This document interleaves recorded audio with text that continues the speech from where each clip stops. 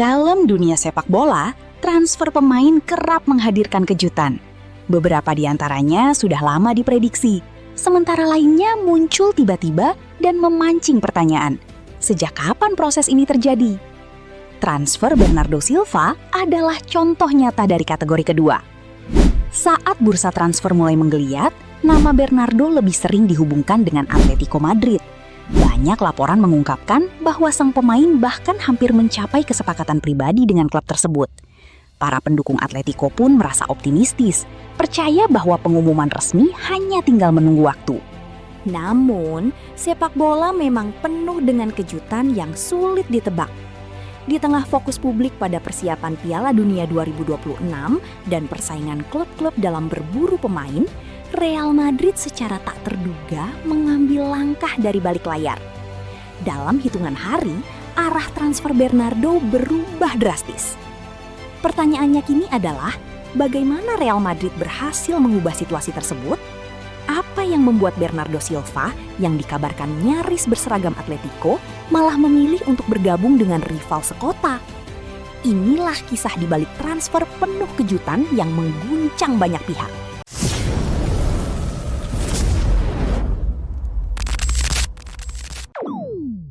Setelah menyelesaikan musim bersama Manchester City, masa depan Bernardo Silva mulai menjadi bahan spekulasi. Usianya memang sudah memasuki kepala 3, tetapi kualitasnya masih berada di level tertinggi sepak bola Eropa. Kemampuan bermain di berbagai posisi membuat banyak klub tertarik menggunakan jasanya. Bernardo bisa beroperasi sebagai gelandang serang, pemain sayap, hingga pengatur tempo permainan dari lini tengah. Tak heran jika beberapa klub besar langsung bergerak mendekatinya. Di antara klub-klub yang berminat, Atletico Madrid menjadi yang paling agresif. Diego Simeone disebut melihat Bernardo sebagai sosok ideal untuk menambah kreativitas di lini serang timnya. Negosiasi berjalan cukup lancar. Bahkan berbagai laporan menyebutkan bahwa Atletico berada di posisi terdepan dan hampir menyelesaikan seluruh proses transfer. Situasi tersebut membuat banyak pengamat menganggap saga transfer Bernardo sudah selesai. Tinggal menunggu pengumuman resmi dari klub. Namun justru di titik itulah kejutan terjadi. Real Madrid yang sebelumnya tidak terlalu sering dikaitkan dengan Bernardo tiba-tiba masuk dalam persaingan. Los Blancos bergerak cepat dan menawarkan proyek yang sulit ditolak. Bukan hanya soal nama besar klub, bukan hanya soal peluang meraih trofi. Ada faktor lain yang diyakini memainkan peran penting, yaitu kehadiran Jose Mourinho. Mourinho dikenal sebagai pelatih yang sangat selektif dalam menentukan pemain incarannya. Ia tidak hanya mencari pemain berbakat, tetapi juga pemain yang memahami tekanan bermain di level tertinggi. Bernardo Silva dianggap memenuhi semua kriteria tersebut.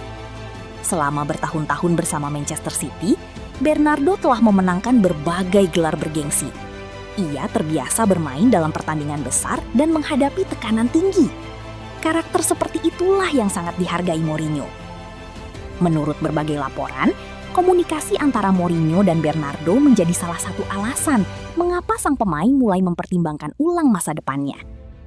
Dari sudut pandang Bernardo, kesempatan bekerja bersama salah satu pelatih paling sukses dalam sejarah sepak bola tentu memiliki daya tarik tersendiri. Terlebih lagi, Real Madrid selalu menawarkan panggung terbesar bagi para pemain elit dunia. Ketika kesempatan itu datang, keputusan Bernardo mulai berubah. Yang awalnya mengarah ke Atletico Madrid, perlahan berbelok menuju Santiago Bernabeu. Bagi Atletico, situasi ini tentu mengecewakan. Mereka merasa sudah melakukan banyak pekerjaan untuk meyakinkan sang pemain. Ketika semua proses hampir selesai, Real Madrid datang dan mengambil alih perhatian Bernardo. Dalam dunia transfer, situasi seperti ini memang sering terjadi. Sampai tanda tangan resmi diberikan, semuanya masih bisa berubah. Dan kali ini, Atletico menjadi pihak yang harus menerima kenyataan pahit tersebut. Sementara bagi Real Madrid, Bernardo Silva bukan sekedar tambahan pemain baru. Ia membawa pengalaman, kepemimpinan, dan fleksibilitas taktik. Bernardo merupakan tipe pemain yang mampu menghubungkan lini tengah dan lini depan. Ia juga memiliki etos kerja tinggi yang membuatnya tetap efektif ketika tim kehilangan bola. Karakter seperti ini sangat cocok dengan filosofi Mourinho yang menginginkan keseimbangan antara kreativitas dan disiplin taktik. Jika dimainkan sebagai gelandang serang, Bernardo bisa menjadi otak permainan tim. Jika ditempatkan di sayap, ia mampu menciptakan peluang melalui dribble dan umpan-umpan terukur.